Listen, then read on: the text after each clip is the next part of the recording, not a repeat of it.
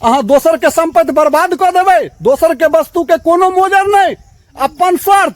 आप स्वगार्थी मनुख रे ककरा कहै छियै? देखियो हैया महिष बंधने छै गाछी में, गाछ के जड़ हैया एतऽ छै आ कते दूर पर ई गहिरा भ गेलैया।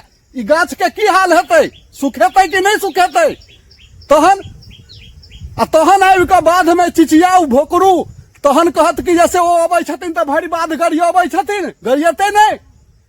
बर्दाश्त करऽ के सीमा होइ छै। माल जाल पोसने छी तऽ अहाँ अपना लेल पोसने छी, दोसर के ऐसा नुकसान नहीं करियो। अहाँ के घास चरबा में केओ टोकैया रोकैया? चराउ घास, जतऽ छै लागल ओतऽ चराउ, लेकिन ओकरा पाछा तऽ रहियौ।